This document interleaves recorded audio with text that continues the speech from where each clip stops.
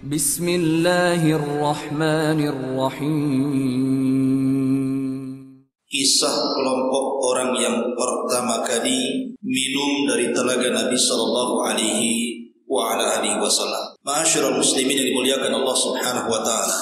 Di dalam Al-Qur'anul Karim, tepatnya di surah-surah pendek dalam Al-Qur'an, ada 3 surat pendek yang bicara tentang pribadi Nabi sallallahu alaihi wasallam. Pertama surah Alam Nashrah Laka Sadrak. Kemudian bicara tentang pribadi Rasul. Yang kedua adalah surah Ad-Duha, dan yang ketiga surah Al-Kautsar. 3 surat ini bicara tentang Rasul sallallahu alaihi wasallam. Lah dalam suratul Kautsar Allah Subhanahu wa taala berfirman, "Inna a'tayna kal kautsar." Sesungguhnya kami wahai Muhammad telah memberikan kepadamu Al-Kautsar, kenikmatan yang banyak. Dan para ahli tafsir mengatakan bahwa yang dimaksud Al-Kautsar, kenikmatan yang banyak, di sini artinya telaga yang akan diberikan kepada Nabi sallallahu alaihi wasallam yang namanya Al-Kautsar. Dan setiap nabi itu diberikan telaga, dan itu berdasarkan hadis Nabi sallallahu alaihi wasallam, likullin nabi haudun. Setiap nabi itu diberikan telaga, dan telaga yang paling besar dan paling mulia adalah telaga yang diberikan Allah kepada Rasulnya, dan nama telaga itu disebut Al-Kautsar. Adapun letak telaga Al-Kautsar ada di sorga, cuman alirannya sampai ke padang mahsyar. Sebagian ulama mengatakan bahwa ketika manusia dikumpulkan di padang mahsyar, saat mereka dibangkitkan dalam tiupan yang kedua Israfil, dan itu hari kebangkitan, maka manusia akan dihadapkan dengan peristiwa-peristiwa yang melelahkan. Mulai daripada berdiri di padang mahsyar, kemudian ada proses hisab, kemudian proses pengambilan catatan, dan proses-proses yang lain, sehingga membutuhkan badan yang kuat. Karena kala itu matahari didekatkan 1 mil di atas kepala, sehingga manusia akan kehausan. Maka sebelum peristiwa-peristiwa itu terjadi, maka setiap para nabi akan menunggu umatnya di masing-masing telaganya, termasuk Nabi sallallahu alaihi wasallam. Maka umat Nabi sallallahu alaihi wasallam akan datang ke telaga Rasul, kemudian akan minum dari telaga itu. Dan Rasul sallallahu alaihi wasallam menggambarkan, man syariba minha lam yadma abada. Barang siapa yang minum dari telaga itu, maka dia tidak akan haus selamanya, walaupun matahari di atas kepala. Artinya ini kenikmatan yang luar biasa. Lah di antara umat Nabi sallallahu alaihi wasallam yang pertama kali minum, dijelaskan dalam hadis Nabi sallallahu alaihi wasallam, mereka adalah ahlul Yaman, orang-orang Yaman. Mereka adalah orang yang pertama kali minum dari telaga Nabi sallallahu alaihi wasallam. Nanti kita akan jelaskan siapa ahlul Yaman. Kenapa mereka mesti yang pertama kali minum? Bukankah orang-orang yang mengikuti agama Rasul dari berbagai macam daerah dan negara? Kita lihat hari ini Islam menyebar di mana-mana. Tapi kenapa pula ahlul Yaman, penduduk Yaman yang pertama kali minum dari telaga Rasul? Ma'asyiral muslimin yang dimuliakan Allah Azza wa Jalla. Dan itu berdasarkan hadis Imam Muslim, di mana Nabi sallallahu alaihi wasallam bersabda, "Inni labi uqri haudi adhudun nasa li ahli al-Yaman adribu bi asaya hatta yarfad alaihim." Kata Nabi sallallahu alaihi wasallam, sesungguhnya aku akan berdiri di dekat telaga, kemudian aku akan mengusir manusia, memberikan jalan kepada manusia, supaya penduduk Yaman yang duluan maju ke telaga, kemudian mereka orang yang pertama kali minum dari telaga. Kata Imam Nawawi rahimahullahu taala ketika mensyarah hadis ini, beliau mengatakan, hadhihi karamatu li ahli Yaman. Ini bentuk kemuliaan bagi penduduk Yaman. Ma'asyiral muslimin yang dimuliakan Allah Subhanahu wa taala, sedikit bicara tentang Yaman. Kalau seandainya disebutkan tentang Ruknul Yamani, kalau Anda haji atau umrah, di Ka'bah itu ada rukun Syam, ada rukun Yaman, menunjukkan bahwa Yaman akan melekat di Ka'bah, namanya Ruknul Yamani. Dan kalau ada cerita tentang Malikus Saba, rajanya orang Sabah, yang dikenal dengan Ratu Balqis, maka Anda akan diingatkan dengan Yaman. Kalau Anda cerita tentang Ashabul Ukhdud, kisah orang-orang yang kemudian dibakar hidup-hidup yang disebutkan dalam Al-Quran, qutila ashabul ukhdud an-nari dhatil waqud ila akhiril ayat, maka Anda akan diingatkan dengan negara Yaman karena kejadiannya di Yaman. Kalau Anda bicara tentang Al-Ahqaf, bagaimana Nabi pertama Arab yang diutus oleh Allah Azza wa Jal, Nabi Hud alaihi salatu wassalam, maka kita akan ingat Yaman. Bagaimana pula kalau Anda cerita tentang Ashabul Fil, penyerangan Abraha terhadap Ka'bah Al-Mukarramah, maka Anda akan diingatkan dengan Yaman. Bahkan suku Jurhum adalah suku yang pertama kali menginjak di Ka'bah. Dari keturunan Jurhum inilah lahir bangsa Quraisy, dan dari bangsa Quraisy ini lahir Nabi SAW. Karena Ismail itu menikah dengan suku Jurhum, dan Jurhum itu dari Yaman. Kemudian juga ada Karb ibn As'ad atau dikenal dengan Tubbah. Itu raja Yaman yang beriman dengan Rasul sebelum Rasul dilahirkan. Bayangkan, Rasul belum dilahirkan dia sudah beriman. Bahkan dia menasihati orang-orang Yahudi bahwa di tempat ini akan datang seorang Nabi, berimanlah kalian dengan dia, dan kalau kalian tidak mendapatinya, wasiatkan kepada anak-anak kalian. Begitulah ahlul Yaman, ikhwatu fiddin yang dimuliakan Allah Subhanahu wa taala. Ibrahim alaihi salatu wassalam ketika diperintahkan Allah untuk mengumandangkan haji setelah beliau meninggikan Ka'bah bersama Ismail. Jadi Ka'bah sudah selesai dibangun Ibrahim, maka Ibrahim alaihi salatu wassalam menyeru manusia untuk haji ke Ka'bah. Allah berfirman, wa'adzin fin nasi wa'adzin fin nasi bil haji ya'tuka rijalan wa ala kulli dhamirin ya'ti. Serulah kepada manusia untuk melaksanakan syariat haji. Nanti akan datang manusia berbondong-bondong dengan berkendaraan atau berjalan kaki. Maka ketika itu Ibrahim mengatakan, ya Rabb, suaraku terbatas. Bagaimana aku akan menyeru manusia supaya haji ke sini? Maka Allah memberikan mukjizat kepada Ibrahim dengan memiliki suara yang lantang. Ketika dia berteriak, suaranya sampai ke ujung barat, ke ujung timur, ke ujung selatan, bahkan ke ujung utara. Didengar semua manusia. Dan yang pertama kali mengijabah seruan Ibrahim untuk haji adalah ahlul Yaman, penduduk Yaman. Luar biasa. Itu di zaman Nabi Ibrahim. Ma'asyiral muslimin yang dimuliakan Allah Subhanahu wa taala.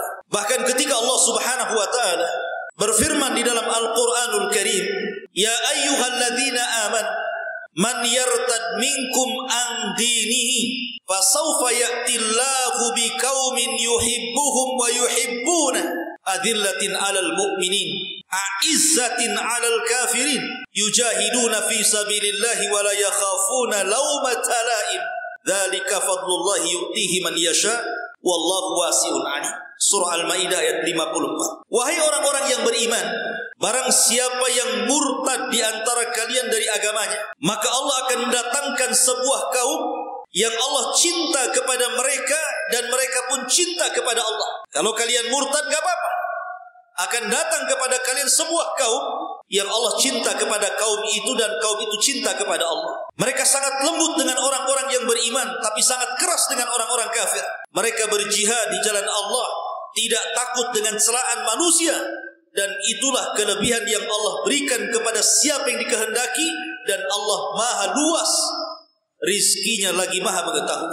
Ketika ayat ini turun, Nabi SAW ketika itu berkumpul di hadapan para sahabat. Di antara sekian para sahabat itu ada seseorang yang namanya Abu Musa al-Ash'ari. Dan Abu Musa al-Ash'ari itu orang Yaman. Kabilahnya disebut Ash'ariyun. Maka Nabi SAW mengisyaratkan bahwa ayat ini, kata Nabi SAW, ayat ini diberikan kepada kaumnya orang ini. Maksudnya kaumnya Abu Musa al-Ash'ari, orang Yaman. Jadi kalau seandainya kalian orang-orang Mekah murtad dari agama kalian, tidak ada masalah. Akan datang orang-orang Yaman, seolah-olah Rasul mengatakan seperti itu, yang akan menggantikan kalian. Allah cinta dengan mereka dan mereka cinta dengan Allah. Dan ketika turun surah Idza Jaa Nasrullahi wal Fath wa ra'aitan nas yadkhuluna fi dinillahi afwaja fasabbih bihamdi rabbika wastaghfir Apabila datang pertolongan dalam peperangan dan juga pembebasan kota Mekah, engkau lihat manusia berduyun-duyun, berbondong-bondong datang masuk ke agama Rasul. Kata Nabi SAW, mereka adalah ahlul Yaman, orang yang pertama kali datang kepada Rasul untuk mengislamkan diri-diri mereka.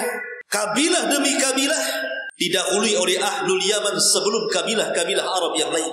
Dari sini ma'asyiral muslimin yang dimuliakan Allah Azza wa Jalla, wajar kalau Rasul mengatakan, atakum ahlul Yaman hum araqqu quluban, al-imanu yamanin, al-fiqhu yamanin, al-hikmatu yamaniyah. Kata Rasul, telah datang kepada kalian penduduk Yaman, hati mereka lembut, iman ada di Yaman, kecerdasan ada di Yaman, dan hikmah kelembutan itu ada di Yaman. Makanya orang Yaman mudah untuk masuk Islam di zaman Nabi SAW. Baik, kita akan cerita kenapa Nabi SAW mengatakan kepada kita tentang orang yang pertama kali meminum dari telaga Rasul adalah penduduk Yaman. Diisyaratkan kepada siapa? Diisyaratkan kepada dua kabilah Yaman. Pertama Khazraj dan yang kedua Aus. Dua kabilah Khazraj dan Aus. Siapa Khazraj dan Aus ini? Dahulu ketika Yaman, jauh sebelum Nabi SAW dilahirkan, terjadi musibah besar dengan pecahnya sebuah bendungan yang ada di Ma'rib, yang disebut dengan Saddu Ma'rib namanya. Kebetulan saya pernah belajar di Ma'rib, jadi tahu bendungannya itu. Jadi bendungan itu pernah hancur. Terjadilah banjir bandang yang besar. Akhirnya meluluhlantakkan hampir daerah-daerah, desa-desa, bahkan seluruh pertanian, seluruh rumah-rumah hancur lebur. Sehingga banyak orang yang meninggal. Lah orang-orang yang selamat, akhirnya mereka kelaparan. Mereka harus mencari tempat baru untuk penghidupan mereka. Dari situlah maka datanglah dua kabilah. Mereka mencari tempat untuk menggantikan tempat yang sudah luluh lantak itu. Maka hijrahlah meminta suaka ke negeri yang disebut dengan Yathrib, yang belakangan disebut Madinah. Maka ketika kabilah Khazraj dan Aus sampai di Yathrib, kemudian turun-temurun, akhirnya kemudian mereka memiliki tempat yang layak di situ beranak pinak. Tetapi Allah takdirkan dua kabilah ini tidak pernah akur, selalu berperang. Padahal mereka satu kakek dan buyut. Sampai akhirnya kemudian Allah Subhanahu wa taala takdirkan Rasul diizinkan untuk hijrah dari Mekah ke Madinah, ke Yathrib. Maka Nabi SAW berhasil kemudian menyatukan dua kabilah besar ini dari kabilah Yaman, Khazraj dan Aus. Akhirnya Allah Subhanahu wa taala firmankan, "Udzkuru ni'matallahi 'alaikum idz kuntum a'daan fa'alafa baina qulubikum." Ingatlah nikmat Allah yang Allah anugerahkan kepada kalian. Dulu kalian bermusuhan di situ. Kemudian Allah lembutkan hati-hati kalian. Akhirnya dua kabilah ini semuanya masuk ke dalam Islam dan mereka disebut Al-Ansar. Ada Muhajirin, ada Ansar. Ansar inilah terdiri dari dua kabilah Khazraj dan Aus. Kemudian lanjut cerita, ma'asyiral muslimin yang dimuliakan Allah Azza wa Jalla. Nabi SAW ketika di Mekah kita tahu dakwahnya didustakan. Ketika ke Madinah dibenarkan pula oleh orang-orang Madinah. Ketika di Mekah Nabi SAW dihinakan. Ketika datang ke Madinah Rasul dimuliakan. Ketika di Mekah Nabi SAW diusir. Ketika datang ke Madinah Nabi SAW justru dilindungi, disayangi dan berusaha untuk dibela dan ditolong. Ketika Nabi SAW sudah banyak melakukan peperangan dan banyak dimenangkan kaum muslimin. Bahkan Allah Subhanahu wa taala firmankan, "Idza jaa nasrullahi wal fath." Apabila datang pertolongan Allah di berbagai macam peperangan terutama di Badar, wal fath dan juga pembebasan kota Mekah. Ketika itu manusia sudah banyak masuk Islam. Disitulah Nabi SAW di puncak karirnya seorang nabi, berhasil mengislamkan ribuan manusia. Hanya tempo sesingkat-singkatnya, karena usia dakwah Rasul itu hanya 23 tahun saja.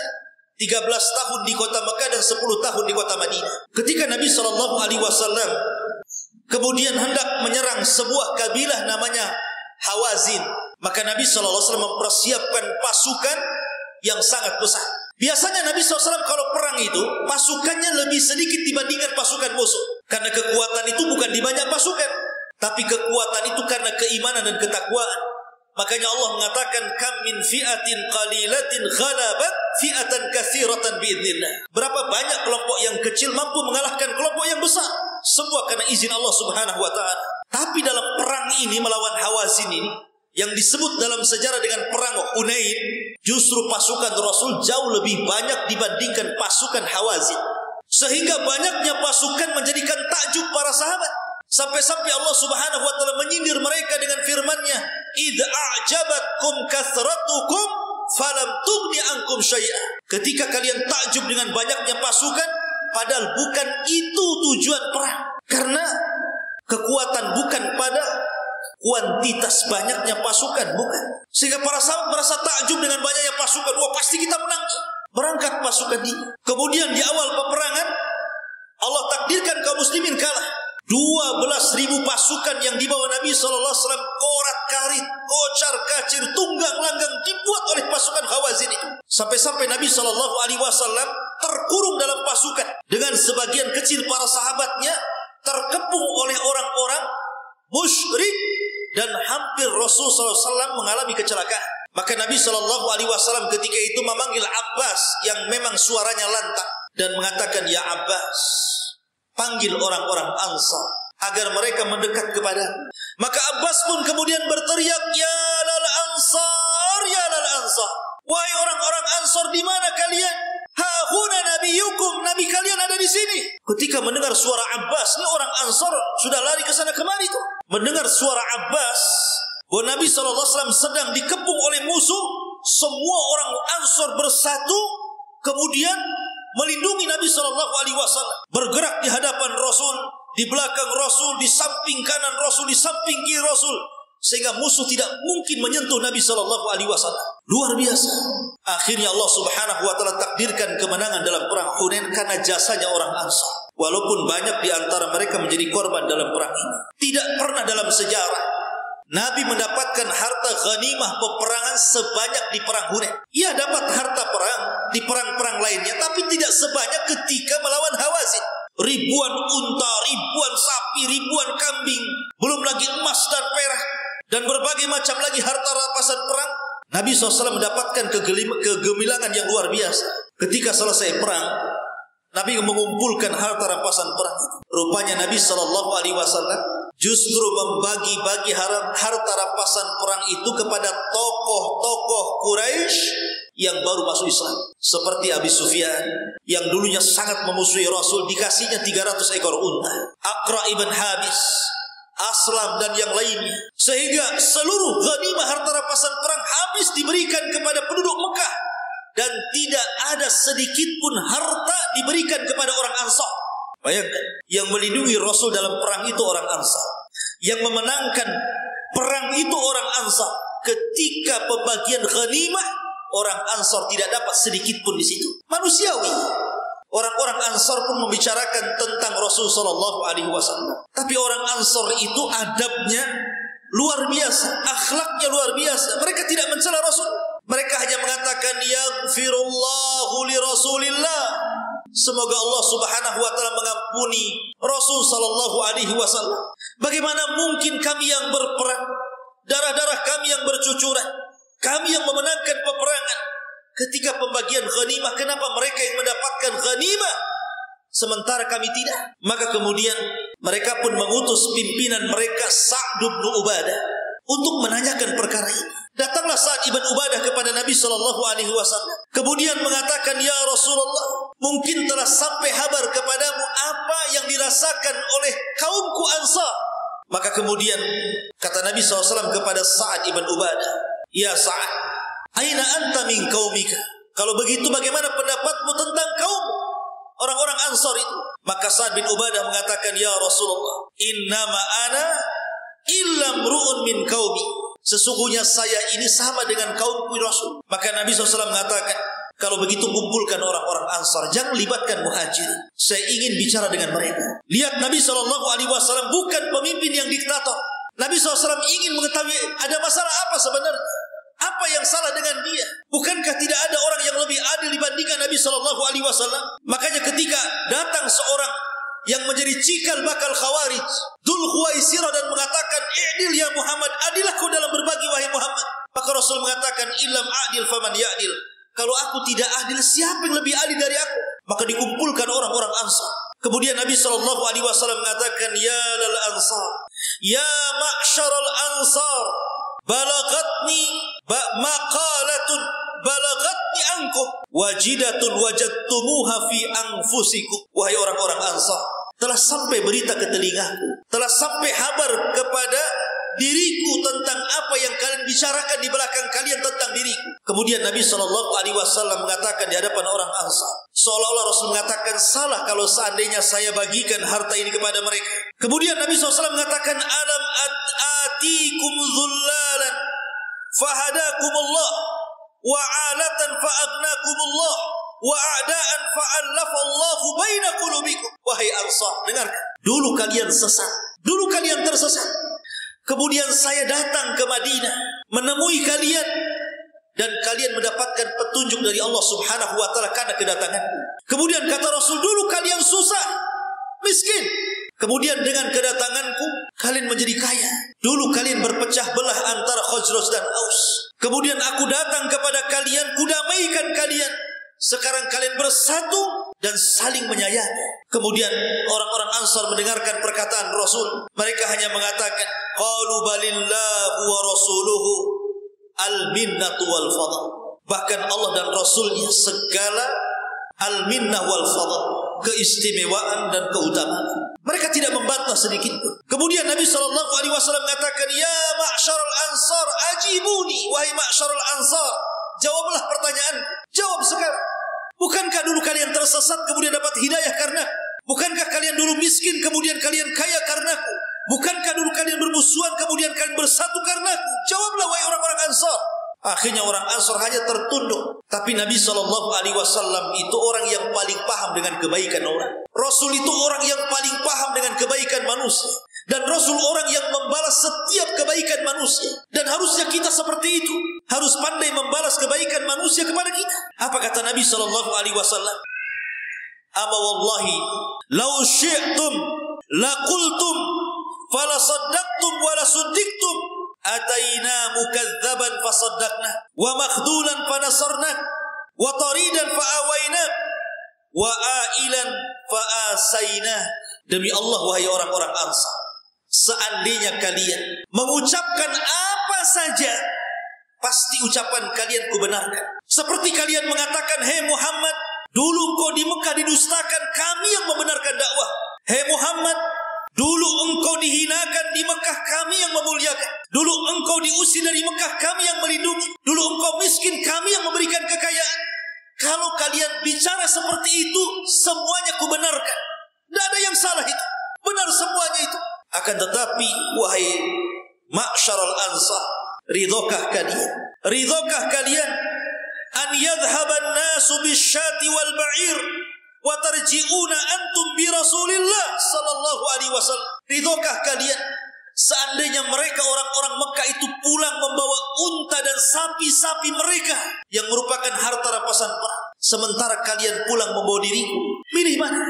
Milih kalian pulang membawa unta dan kambing-kambing sebagai harta rampasan perang, ataukah kalian pulang membawa diriku? Maka mendengar perkataan itu orang-orang Ansar hanya tertunduk lesu, kemudian mereka pun menangis dan mereka menyesal dengan kata-kata mereka. Maka Nabi SAW mengatakan, fawalladhi nafsi Muhammadin biyadi laulal hijratu lakuntum ra'am minal ansar walau salakan nasu syi'ban wa salakatil ansaru syi'ban la salaktu syi'bal ansar.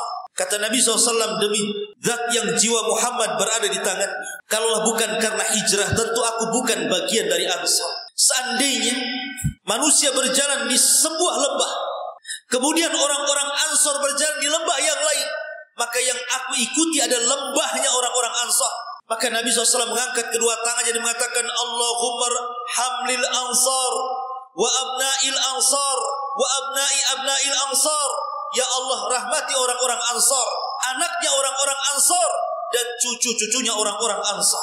Dari situ mereka mengatakan, sami'na wa ata'na, kami mendengar ya Rasulullah, kami taat dan mendengar. Akhirnya orang-orang Ansar pun redha, tidak mendapatkan sedikit pun dari harta ghanimah. Kenapa Nabi SAW memuliakan orang-orang itu, memberikan kepada Abu Sufyan pada tidak pernah berjihad seperti berjihadnya orang-orang Ansar? Karena Nabi ingin melembutkan hati-hati mereka, orang-orang yang baru masuk Islam itu, diberikan kelebihan harta ghanimah supaya mereka kokoh Islamnya, karena mereka bagian daripada mu'allafatu qulubuh, yang dilembutkan hatinya. Lah orang-orang Ansar ini tidak dilakukan keimanan, walaupun mereka tidak mendapatkan harta ghanimah, tidak akan bergeming keimanan mereka. Karena orang-orang Ansar itu diberikan dua sifat yang tidak diberikan kepada selain orang-orang Ansar, ikhwan. Pertama, sakhawatu nafsi. Orang Ansar itu diberikan sakhawah, kemurahan hati.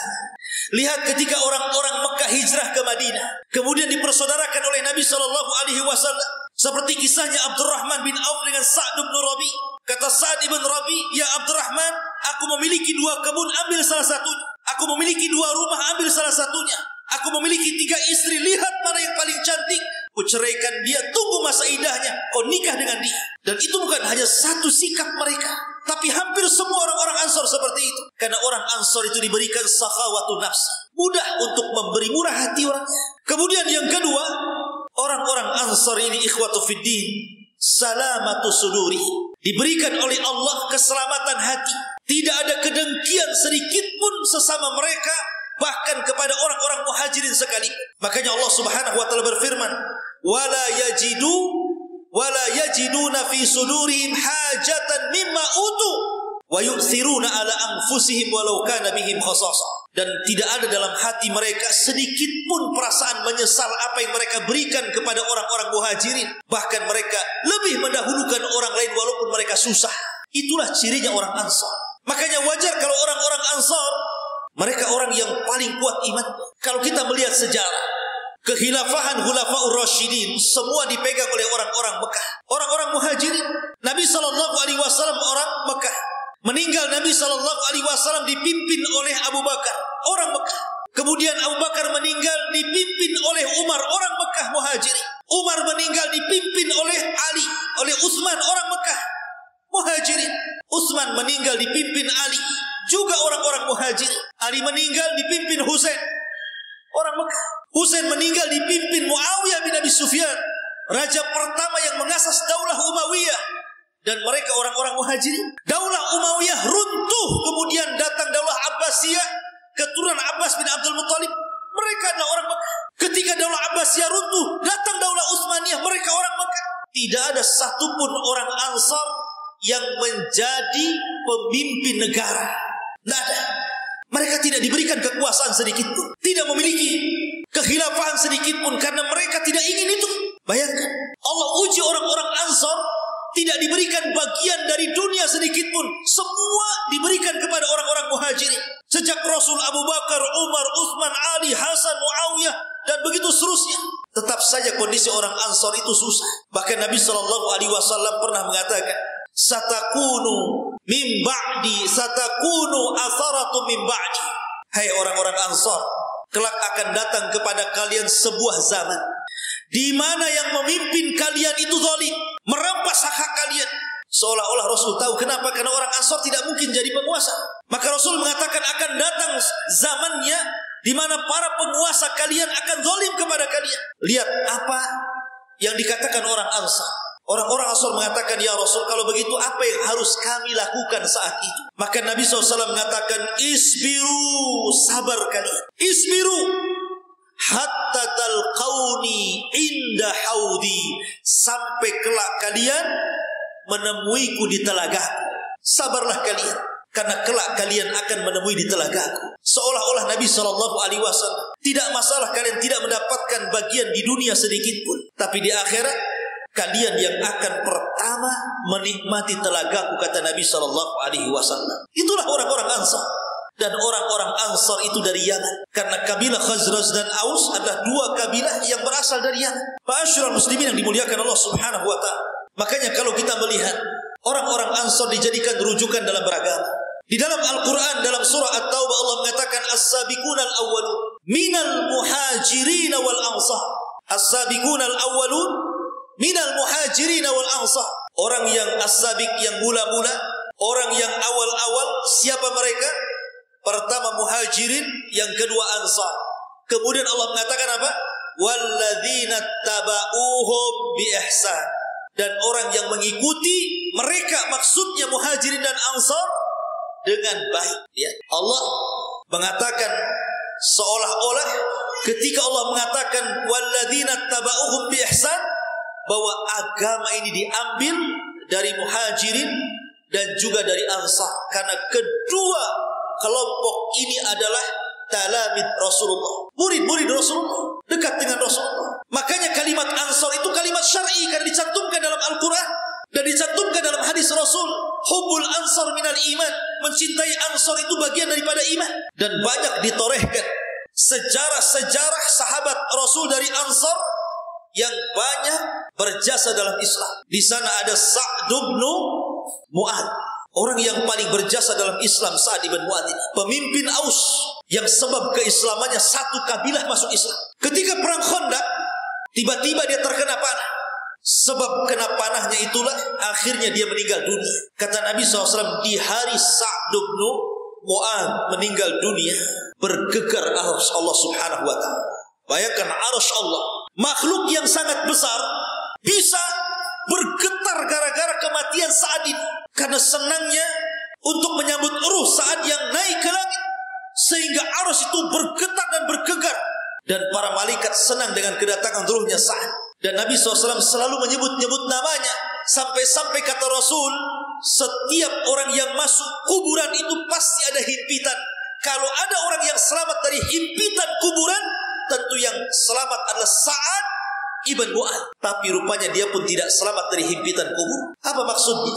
Orang yang masuk kuburan itu pasti akan ada himpitan kubur. Saya, Anda, siapapun, hatta sahabat Rasul. Tapi perbedaannya, kalau orang-orang kafir dihimpit kuburan, maka akan meremukkan seluruh tulang dan otot-otot.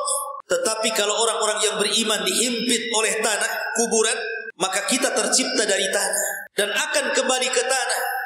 Dan tanah itu bimanzilatil alal ibni, seolah-olah ibu yang sedang memeluk anak. Jadi bumi itu walaupun menghimpit orang-orang yang beriman, tapi himpitan kasih sayang. Tapi kata Rasul mengatakan, kalau ada orang yang selamat dari himpitan kubur, maka Sa'adlah orang. Rasul tidak menyebutkan Abu Bakar orangnya. Rasul tidak menyebutkan Umar, Utsman, Ali, ataupun orang-orang Muhajirin lainnya. Menunjukkan apa? Bahwa Sa'ad ini memiliki keistimewaan, dan dia adalah penguasa Aus, dari kabilah Aus, dari Ansar Nabi SAW. Kemudian di sana ada Hassan ibn Thabit, yang Allah berikan usia panjang 120 tahun. 60 tahun di masa jahiliyah, 60 tahun di masa Islam. Hassan ibn Thabit. Dan dia seorang penyair.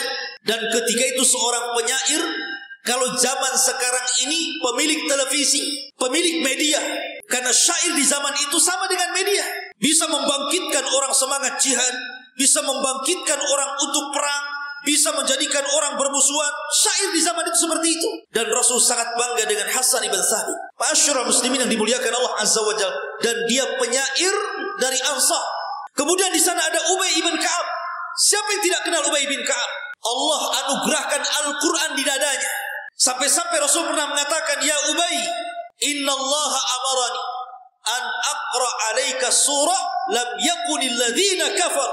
Wahai Ubay, Allah telah perintahkan aku untuk membacakan kepadamu surat lam yakunil ladzina kafar. Makanya Ubay, dikatakan Rasul, ambillah Al-Quran dari 4 orang. Pertama Abdullah bin Mas'ud atau Ibnu Umi Abdin. Yang kedua Ubay ibn Ka'ab. Rasul menyebutkan Ubay ibn Ka'ab, ambil Quran dari dia. Makanya ketika di masa Umar bin Khattab radhiyallahu anhu menghidupkan tarawih 1 bulan di masjid, yang menjadi imamnya adalah Ubay ibn Ka'ab. Subhanallah. Di sana ada Zaid ibn Thabit, anak kecil tapi punya kecerdasan orang Ansar. Karena memiliki kecerdasan, maka Nabi SAW mengambil Zaid ibn Thabit untuk menjadi sekretarisnya. Dan dia mampu menghafal bahasa-bahasa di luar dari bahasa Arab. Bahkan ketika Rasul mengatakan, ya Zaid, pelajari bahasa Yahudi, tidak sampai 1 bulan dia sanggup bicara bahasa Yahudi. Zaid ibn Thabit dari Ansar. Ma'asyiral muslimin yang dimuliakan Allah Azza wa Jalla. Di sana ada Abdullah ibn Haram, orang yang sudah tua tetapi semangat jihadnya luar biasa. Dan banyak lagi ikhwatu fiddin, sahabat-sahabat Ansor yang menorehkan sebuah jasa besar dalam Islam. Wajar kalau seandainya Nabi SAW mengatakan bahwa mereka adalah orang yang pertama kali minum dari telaga Rasul SAW. Mereka ahlul Yaman. Dari sini ma'asyiral muslimin, kita tahu bahwa pentingnya kita mengenal sejarah supaya kita bisa memuliakan para sahabat Nabi SAW. Karena mencintai para sahabat Rasul adalah bagian daripada ibadah. Karena Rasul yang mengatakan jangan kau celah sahabat. Seandainya kamu memiliki emas sebesar Uhud sekalipun, tidak sanggup mencapai seperti yang didapati para sahabat walaupun separuh telapak tangan kalian sekalipun. Artinya bahwa para sahabatlah generasi terbaik. Kalau bukan karena Allah kemudian mereka, tentu kita tidak pernah mengenal sholat. Tentu kita tidak mungkin mengaji pada hari ini. Tentu kita tidak mengenal syariat zakat, syariat puasa, syariat haji. Karena wasilah agama ini dari Nabi SAW lewat mereka perantara para sahabat Nabi SAW. Salah satunya orang-orang Ansar. Oleh karena itulah maka wajar kalau seandainya Allah Subhanahu wa taala firmankan radhiyallahu anhum wa radu'an, semoga Allah meridhai mereka dan mereka pun sangat meridhai Allah Subhanahu wa taala. Wallahu a'lam bishawab. Ini di antara kisah kelompok yang pertama kali minum dari telaga Nabi SAW.